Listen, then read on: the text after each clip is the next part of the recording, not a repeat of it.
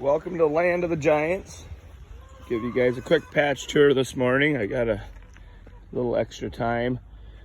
Show you my two outside plants first here. You can see I've got some shade protection up. Pretty important these days with these hot temperatures to try to shade the end of the vines mainly, even though these have already grown out and passed, but these fresh tissue on the leaf, these newer leaves get burnt very easily on the hot days, so we try to cover them the best we can and keep them cool. This is Jim Ford's 2015 plant, stretching out nice. I've got a couple pollinate on there. I did that one first. Not really liking that place, but this one here I did. I don't remember, 2 or 3 days ago, a couple days ago. That's in a good spot, probably about 15 feet out, 12 to 15 feet roughly from the stump. And we have my 1908 over here, spreading out really nice. I like the shape of this plant. Really it has all of its secondaries sticking out real nice. There hasn't been much of a shock to this one with the heat. And I did pollinate one here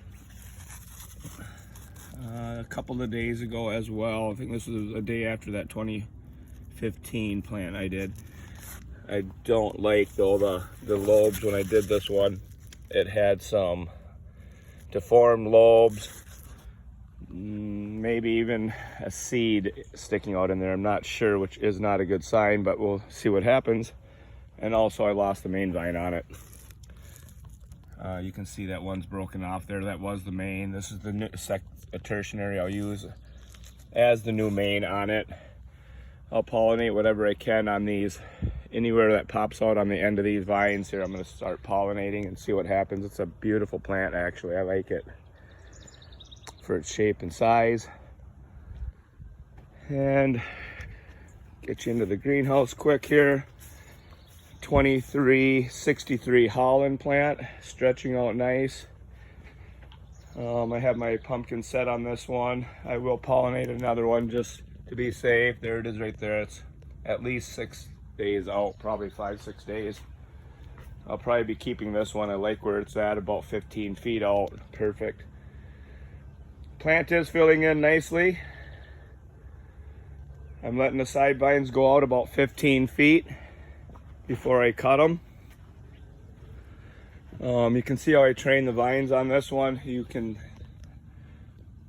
see how that big green one comes into the pumpkin and turns away. I make an S curve in my vines where the pumpkin is to keep slack in the vine. As that pumpkin grows, the vine's gonna lift. So I try to raise that vine with the pumpkin as it raises to relieve the stress to the vine. And then the 2702 world record seed, growing nicely too, starting to fill in. Plant's really starting to spread out here.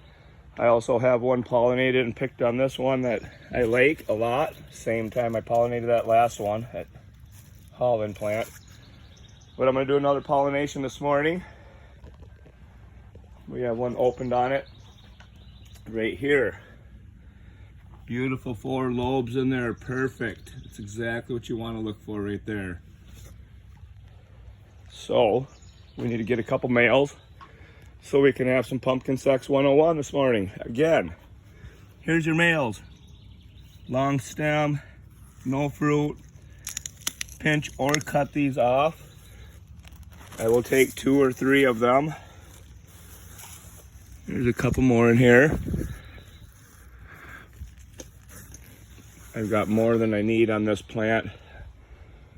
I do like to self-pollinate with good genetics, trying to keep a good, clean gene pool.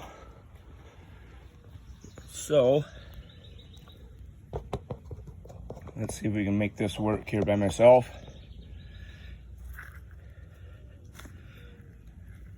Take these males. Take these petals off,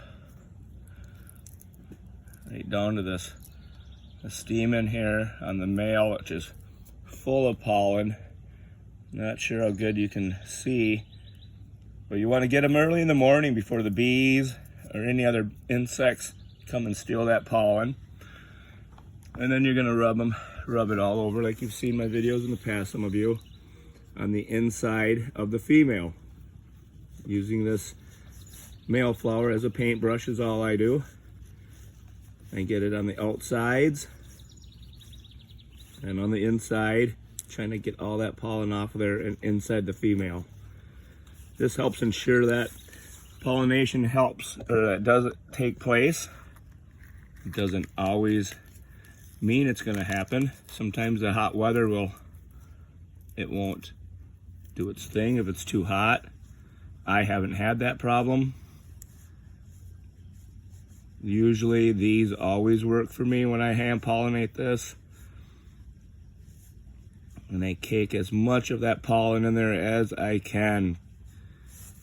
That's why I'm using a number of flowers. You can cross-pollinate, use a different plant or genetic to get, maybe you want orange in, more orange, so you can bring some orange in or more size. I like to cross-pollinate if you can when you have a good genetic. Keep it clean.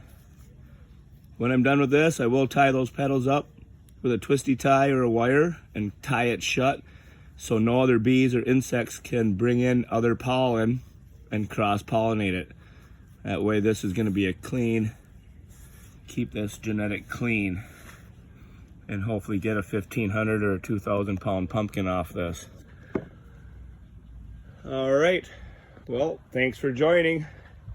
I'll keep you updated.